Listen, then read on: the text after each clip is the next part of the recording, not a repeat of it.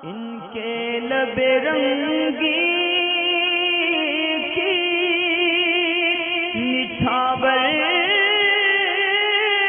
थी कि जिसने।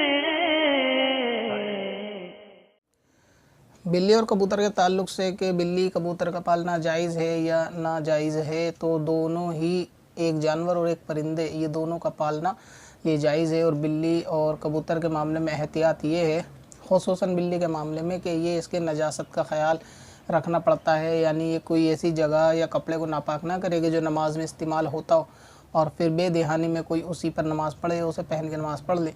इसके अलावा इसको छूना, गोद में रखना, हाथ फेरना, ये सब जायज़ है और इससे ना वज़ू टूटता है और ना आदमी नापाक होता है। तो घर में बिल्ली पाली जा सकती है। अब ये कि बहुत सारे लोगों को शक शुबा होता है कि शायद कुत्ता ये बिल्ली छू जाए या कपड़े वगैरह पे लग जाए तो ऐसी सूरत में कपड़ा नापाक हो जाता है, जबकि ऐसा नहीं है। और बिल्ली में एहतियात दोनों परिंदों, एक जानवर और एक परिंदे में एहतियात ये है कि इनके खाने को इनके पास में हमेशा रखा रहना चाहिए, यानी हाजिर रहना चाहिए। ऐसा ना हो क्योंकि बेज़ुबान है, ख़ुद भूख लगने पर इसका इजहार आप लोगों की तरह नहीं कर सकते, खाना नहीं मांग सकते। इसलिए बिल्ली को खाना उसके पास हमेशा, जो भी उसका इंतज़ाम आप करें, दूध या रोटी वगैरह का, वो उसके पास हाजिर रहे कि उसका जब दिल हो वो उसे खा पी ले। ठीक इसी तरह कबूतर का पालना है कि उसके पिंजरे में या जिस जगह आप पालें वहाँ पे दाने वगैरह का, पानी वगैरह का इंतज़ाम होना चाहिए, यानी उसमें कमी नहीं होनी चाहिए या टाइम टेबल आपके हिसाब से नहीं होना चाहिए। आप ये समझते हैं कि सुबह इंसानों की तरह 3 टाइम उसको दाना पानी डाला जाएगा, बाकी नहीं डाला जाएगा, तो ये गलत है। परिंदों को तो 100 बार दाना दिखाया जाए कि जब उनको दिल हो वो खा सके, इन उनकी हाजत के मुताबिक। और परिंदे में ख़ास तौर से कबूतर में एक एहतियात ये है जो आपने सवाल में वाज़ेह नहीं की कि इसका पालना किस गरज से है कबूतर का। अगर कबूतर का पालना इस गरज से है कि उसको लड़वाना है कबूतरों को या उसको उड़ाना है, जिस तरह आजकल के उर्फ़ आम में कबूतरबाजी कहा जाता है, और इससे मुराद ये होती है कि कबूतरों को ये उड़ाते हैं और घंटों घंटों तक इसको हवा ही में, यानी मजबूर करते हैं आसमान में उड़ने के लिए, इनको बैठने नहीं देते। यहाँ तक कि बहुत लंबी रेस वगैरह करते हैं, या कबूतर 2 गिरोह आपस में कबूतरों को उड़ाते हैं, फिर वो कोई दूसरे का कबूतर उनके गिरोह में आके शामिल हो जाता है, तो इस तरह ही उसको रख लेते हैं।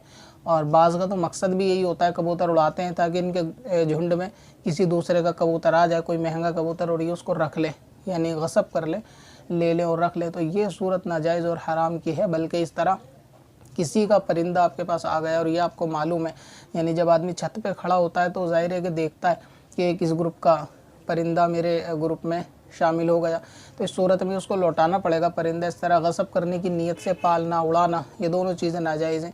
ठीक इसी तरह अगर ये नीयत तो नहीं है कि किसी और का कबूतर आएगा, मगर इतना ज़रूर है कि कबूतर उड़ाने में कि उनको बैठने नहीं दिया जाता, मजबूर किया जाता है उनको ज़बरदस्ती आसमान में उड़ने के लिए, ये सूरत भी नाजायज़ और गुनाह की है। तो कबूतरबाजी में इसकी भी इजाज़त नहीं है। हाँ, सिर्फ खाली कबूतर घर में पालना है शौक़ के एतबार से, बच्चों के खेल कूद के सामान के लिए, या इस तरह शौक़ में पालने के लिए कि परिंदों को पाल के उनको दाना पानी आप देंगे, उनकी परवरिश करेंगे, तो इसमें भी कोई हर्ज नहीं है, आप वहाँ तक तो पाल सकते हैं।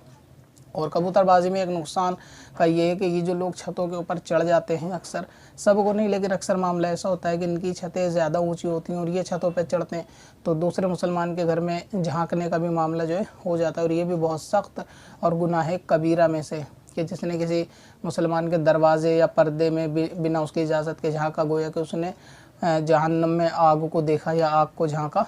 तो इस तरीके से छत पे चढ़ने के बाद दूसरे के घर में झांकना, ये इधर उधर बिला उधर शरई झांकना, ये भी नाजायज़ काम है। तो इसलिए कबूतरबाजी में तो इसकी इजाज़त नहीं है।